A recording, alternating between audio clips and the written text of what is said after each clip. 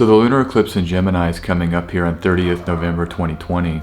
This lunar eclipse arrives to begin the extraordinary climax of this year 2020. What a year it's been, right? All of the upheaval, all of the transformation, all of the destruction. There's a real sadness in this moment. Grief's a nonlinear process. It's unpredictable. It comes in phases, and it has profound implications, much like eclipses.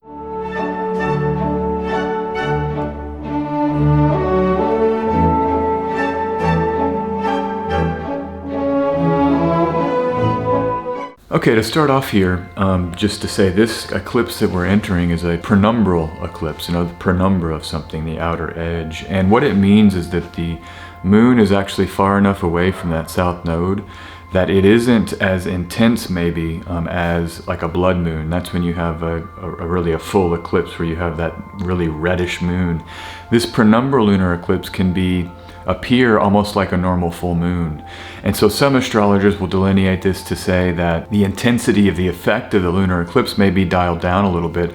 I'm not necessarily in that camp. I think that anytime you get the moon and sun close enough to the node to have a somewhat visible to the sharp observer eclipse, I think it adds that flavor to it. And we're still, from the astrological perspective, have the luminaries near these nodes, these dynamic nodal points, such that the intensity is very palpable still. The other thing that the visibility of this eclipse is in North America, on the edge of Europe and in Asia. And so if you're in those localities, maybe you can not get out and bathe in that eclipse moonlight. A lot of traditions will say that eclipse light is something maybe you want to stay in from. So setting aside whether you see the light or not, it's a metaphor, right? That you want to kind of outer light is not something we want to take in at this time. We really want to focus on the inner light, the inner processes that are happening, inside of us. And I think that fits with this theme that as we get to the end of these cycles, the end of the year, into the holiday season, there's a sense of reflection about the things that have gone on this year. 2020 brought a shock, there's no doubt about it. And I think a lot of us are still in a state of kind of a shell shock where we don't even really know what hit us in terms of the lasting ramifications of this year. And so this eclipse season might be a time for that reflective phase. Remember, all mutable signs are ruled by either Mercury or Jupiter. And those are the two planets really of our reality frames, of our perceptions, of the things that we think are true. They both hit different aspects of truth, right? Mercury is the more precise analytical side of truth, the details, and Jupiter is sometimes the big picture worldview, right? The putting on a new hat of, wow, I didn't really consider that these kind of big worldview changes that can come. And so this is Jupiter Mercury. And the thing is, the eclipsed moon is in Gemini, ruled by Mercury, but it's in the Egyptian term there of Jupiter. So this lunar eclipse is already packed in. It's encoded here, the Jupiter-Mercury tension, the opposite ends of this pole.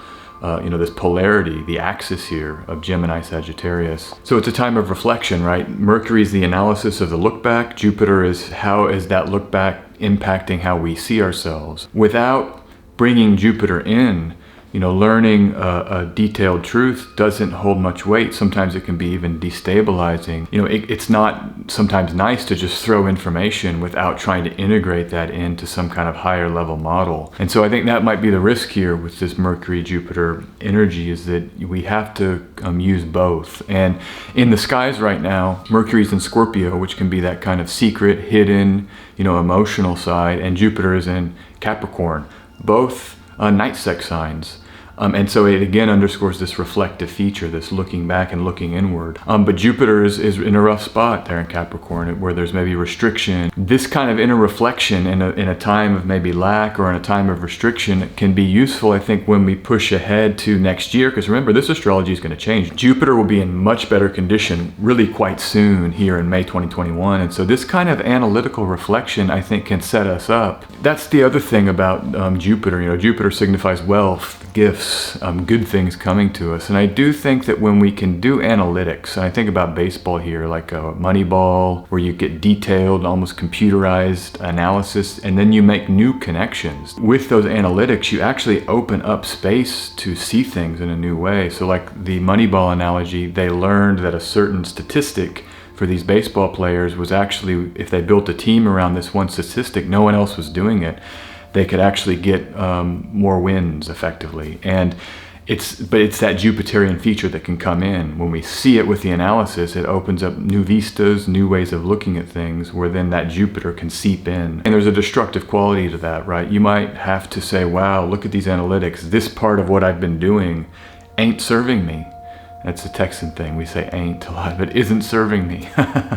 This part of my life I've got to really abandon. And I've seen these analytics. And so there can be a sense of, a hole left inside when we realize, when we come to epiphany. Venus and Jupiter, neither of those planets make an aspect. So this is an eclipse without the support of the traditional benefic planets. And that is rough. In the work that I've done in my own healing, when I've sought people out that have gone through the difficulty that I've gone through, it's actually enabled me to trust that person, to have exchanges and relational exchanges built on trust. And so that is what I'm thinking about here. It's not about us, right? This can often always be about others. Who are you helping? Who am I helping? Who are we going to help with this new knowledge, with this dislodgement? Or with this fact that we've gone through a difficulty. Who can we help? You think about like my grandparents, a lot of your grandparents out there went through really difficult time in the 30s, Saturn and Aquarius back in the 30s, the Great Depression. They had lasting lessons that they could offer my generation. My grandmother was very good in the kitchen, scrappiness of a skill set that she had, that she was able to give her children and her grandchildren. So it's just one example. This is the word I'm using for this syzygy, this eclipse syzygy, is grief. And part of that are some really difficult early stages, right? Shock, then anger, then I'm not an expert on grief theory, but some people really describe 5 stages, and anger is a part of that. Shock or disbelief is a part of that. And then you get into later stages of acceptance. Bargaining, I think, is part of it. That's very mercurial, right? The bargaining, no, I want 2019 back. I don't want to go into 2021. There might be a sense of trying to hang on to things we're about to lose or that we have lost this year. But it's grief. That's the theme of this lunar eclipse. It's heavy. It's there. It's right in the symbolism of the configurations. The anger stage, I think, is a natural response. Some of the stories I've been seeing, particularly this week, there's a lot of anger happening, and you see that with unrest, people getting into the streets. I'm reading a story about Thailand where they're angry at the wealth distribution in that country. And so I think there's a lot of rage right now, class rage. My opinion is that it's very justified rage, but even the justified anger, sometimes we can't let it overtake us because of its destructive power. In grief theory, anger is it's one of those earlier stages. When we feel that anger, there's this deeper loss. There's these deeper kind of wounds that happen at maybe a spiritual or an emotional level, that anger can, or a physical level, but that anger can sometimes be a first response, as a protective response, because going into that deeper woundedness is very difficult. It's existential. In Northern Europe and in the UK, people are angry. They don't like the policy choices from their governments. But I think that's part of this eclipse moment. As we're getting this eclipse moment, Mars is the only planet making an aspect to either the sun or the moon. All other planets are in aversion here. Mars in Aries is making a sextile to Gemini and making a trine to Sagittarius. So I think this anger can somehow be fueled potentially beneficially. The unrest might turn into more useful action, hopefully, or it might be subdued a little bit with these easygoing aspects. But this is a martial moment. And the other thing is that Mercury and Jupiter both are ruled by Mars. So Mercury is in Scorpio, domicile ruler Mars. Jupiter is in the Egyptian term of Mars in late Capricorn. So Mars being that only planet receiving the eclipsed moon, and then also ruling those two rulers of the eclipsed moon. This is that under edge, and this is why in astrology we really have to look at the dignity scheme and the rulership relationships, because I don't think on first pass you would say this is a martial moment, but it really is when you dig a little bit deeper. And my analysis is that it's that rage that's part of grief and the loss of 2020 that builds, that, and then there has to be release that comes. Mars is also moving now faster in the sky. I think with the direct station there's a lot of power of coming out of the gate. But then that moment of the direct station sort of subsides, and then we have to slowly let Mars start gaining speed in the sky. My thing here is that there's this whole saying, talk is cheap. Talk is cheap, and that might be Mercury talk, Jupiter cheap, because it's in Capricorn now. Talk is cheap, but action is the true way that we communicate. If you want to learn about me, look at what I do. That will tell you actually how I am. And so action, Mars, is really how we communicate. If I tell someone, hey, I'm punctual, and then I'm late 20 minutes, 5 days in a row, I wouldn't be considered a punctual person. I would be a late person, right? The talk was cheap. In terms of this moment where Mercury is ruled by Mars, to me it says that the actions are going to speak louder right now in this intense eclipse season. What are my actions? That's how I'm communicating to the world. That's how I'm communicating to myself. This contemplation, I think, will serve us as we get intensely brought into this eclipse moment. You know, and the other thing about Mars, anytime we see Mars being a big part of the skies, it brings up military. And I noticed this week we saw the UK doing the most military spending that's done since the Cold War. Spending is Mercury, military is Mars. That Mercury-Mars combination could so often be about weapons. China and Taiwan and India and China have had some stuff recently.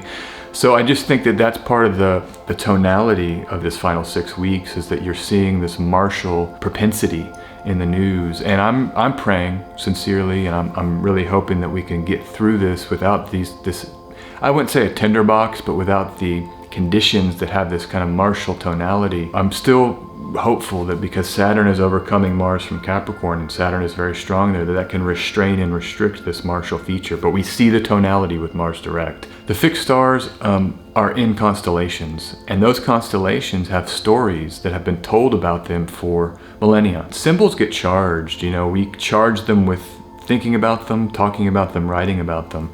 And these constellations have been written about and spoken about for many years. I mean, millennia. So when this star is making a conjunction, it's like we enter the stream of the mythology. I heard astrologer Ryan Butler quoting Nina Griffin, I think on Twitter, he this week had a quote there. So I really love this idea of we enter the stream of the mythology of the constellation. We have a very apropos fixed star, and that is the fixed star Ion. It is within 7 degree minutes, so it's very tightly conjoined the moon here in Gemini. The Hebrew letter that relates to the I it's a variant of it, Ion. Some people theorize that the I actually comes from this fixed star. The word I comes from this fixed star, but we're looking at the left eye of the bull of Taurus here. Aldebaran, the royal fixed star, is that right eye. This is the left eye. In ancient astrology, the moon, the planet, the moon, signifies the left eye.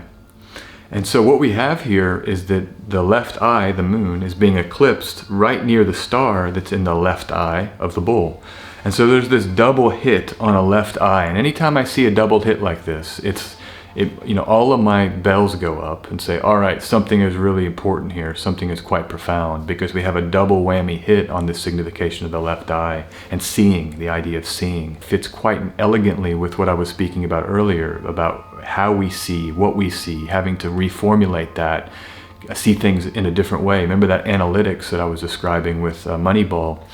That is about seeing the game of baseball in a whole new way through the mercurial analysis. So it's a theme with this lunar eclipse. As our vision gets eclipsed, maybe the old models of how we saw or what we were seeing is going to change in a profound way. And we'll have to say, wow, I'm seeing differently. You know, I can't see without these. I see nothing. When I put them on, it's a whole different perceptual world. I mean, I can actually look at your facial expressions if we were in the same room. I see, you know, the subtle movements of your face.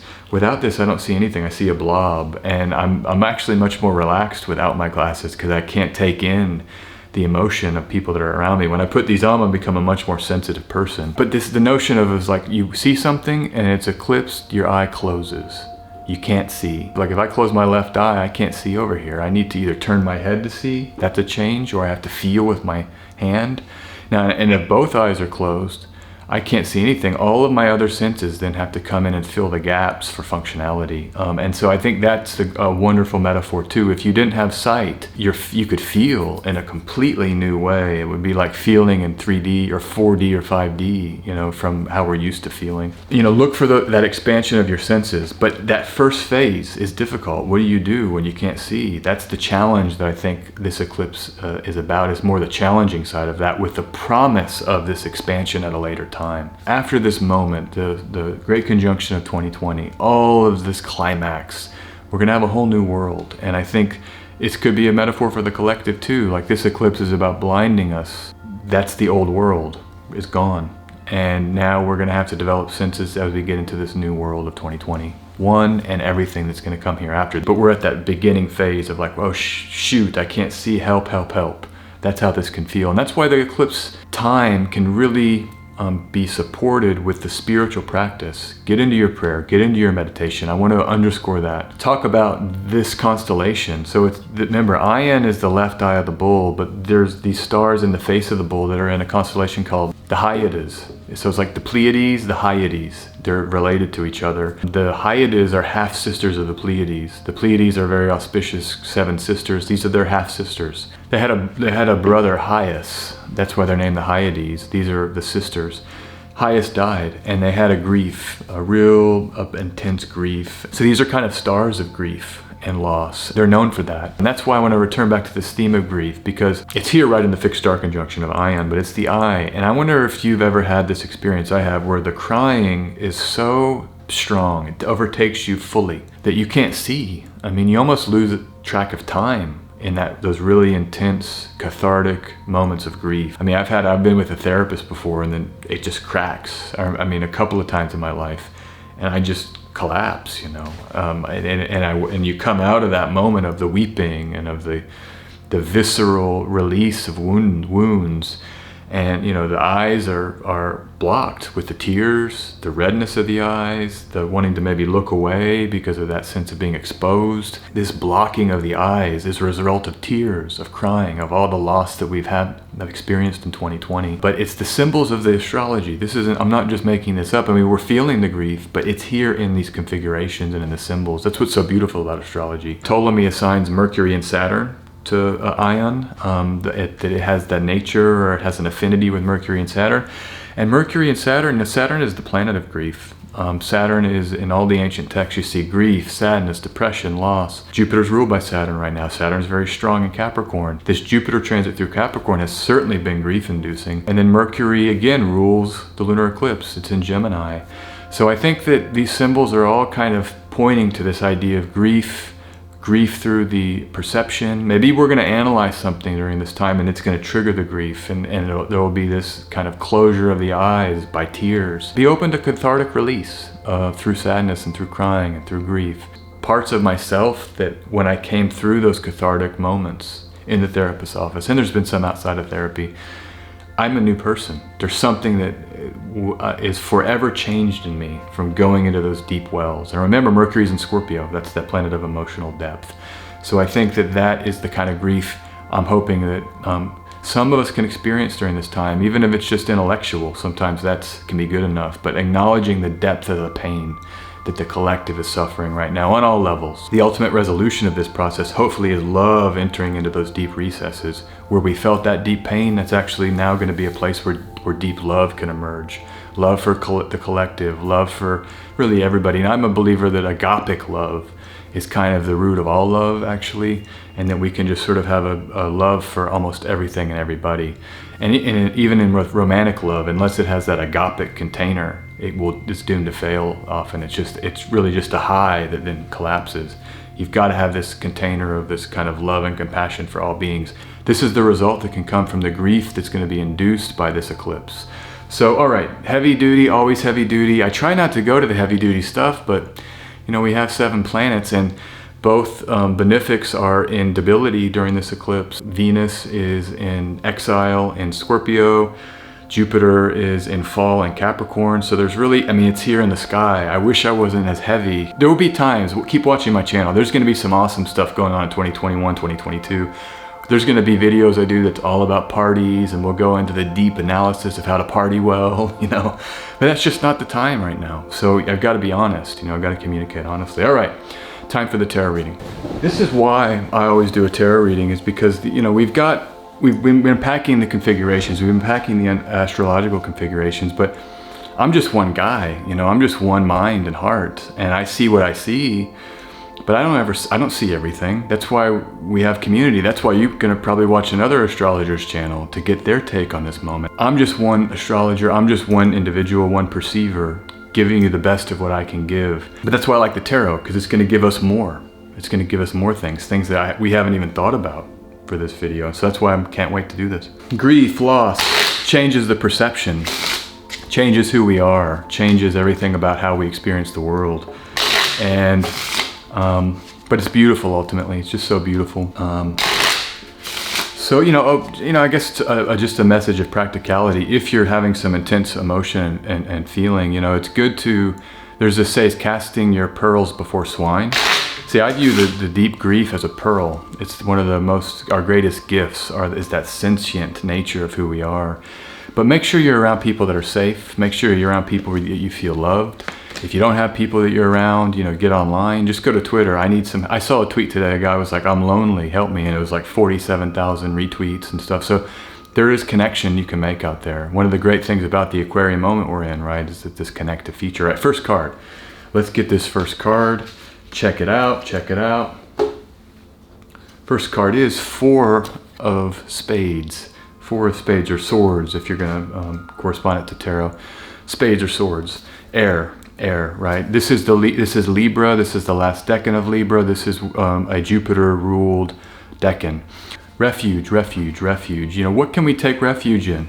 What are you taking refuge in? This is a card of safety, of protection, of maybe coming to idea set, because it's an air sign, that can support you and insulate you from difficulty. I see some depictions in, I think, the medieval Scapini tarot, where it's like a tent out in the wilderness that someone's like getting safety from the elements. Maybe this is speaking to just making sure that we have the space for grieving. I mean, that's been the big theme of this video, but in the psychedelic world, there is this idea of set and setting. If you're going to do plant medicine or any kind of psychedelic medicine, or just psychedelic party, it doesn't always have to be medicinal, but thinking about the set, which is the beliefs you have going into something, and the setting is the physical environment. And this, I think, can be speaking to that, finding our set and setting for this eclipse moment that we're entering into, that as it gets really intense, it's just what I was saying earlier, make sure you've got, Jupiter can be often patrons or people that take care of us, that give us things. Make sure you're around people that support you, that understand the depth of your experience right now, and that if they don't, it's okay to go and retreat and just find whatever refuge you need to find during this intense time. That's how I would delineate this. Venus and Jupiter, it's Venus and Jupiter. I was just saying that they're not in very good condition right now. So, finding that refuge in things that can protect you from the difficult condition that Venus and Jupiter are in, is really how I would go here. Let's get another card. So anyhow, welcome to eclipse season. I just want to say that too.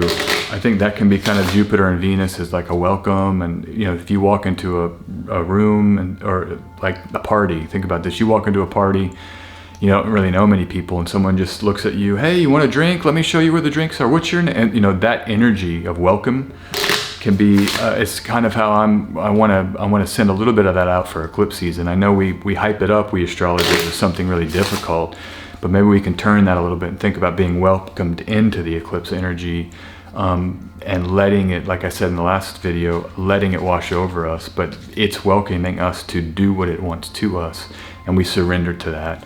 I'm a positive thinking person. Glass half full, drink the glass, and then there's another glass, water, drink the glass, and there's more water coming kind of guy. So second card, Justice. Again, Libra, Justice, the Sword of Justice, the Queen of Justice, the cardinal air sign. So both of these two cards I pulled are Libra, are associated with Libra, and then a decan in Libra. Let's think about, it's really saying, okay, what's up with Venus? What's up with Saturn and Mercury and Venus? Those are really the three rulers of Libra. Where are they in this chart? Saturn's in Capricorn, doesn't see the syzygy. Mercury is in Scorpio, doesn't see the syzygy, doesn't make an aspect to the full moon. And Venus, same. Venus is in Scorpio, not making an aspect to the full moon. So I think about, what blind justice, that maybe this fits as the theme that fits here, because of the blindness with the eclipse of the left eye and the fixed star Ion. Sometimes you see justice depicted with a blindfold. And maybe that's what this is telling us. If we can't see the energy of this moment, we're unable to see it for whatever reason. These planets that are so important except for Mars, can't see. Can we be blind in how we approach reality and how we approach not only justice, but our relationships? I think about this being like treating people how I would want to be treated, but there's this saying I really love, and it's I'm not concerned with what you think about me. I'm blind to what you think about me. What I'm concerned about is how I think about you. That's really the mark of my character, is how I'm deciding to think about people around me. And that's really where I want to go with this, is like treating people with justice, treating people with dignity, treating people with respect. Really what I think is that this is speaking about how we come through this eclipse season with a sword of justice. What values, what virtues are not negotiable, And that's good to always think about. What are your non-negotiable values that you might see in a new way? You might let the eclipse energy kind of change a little bit about how you perceive those things, but what are your core values? For me, it's like honesty, love, compassion, serving others. Those are things that are non-negotiable. And I think being blind right now can maybe help me get in touch more deeply with that core model and really try to understand more about how to employ that when times get tough and when times get difficult, like they very well are now. All right, so that's it. That's the tarot reading. Thank you for being here. It's an honor and a privilege to share share this space with you and to share this reality with you. So as always, you can book tarot readings, astrology readings with me, sjanderson144.com. Click here to schedule a reading. I look forward to reading for you, and have a wonderful week ahead. Get prayerful. Remember that mantras that I talked about in the last video. Whatever your mantras are, whatever your prayers are, just submit to the divine forces. Submit to love. Maybe let love overtake you. That's an Arthur Russell, the great musician. Love is overtaking me. He's got a record. Put that on. That's almost mantra-like at times, and it's all about love. But let love overtake you. Have a wonderful week. Talk to you soon.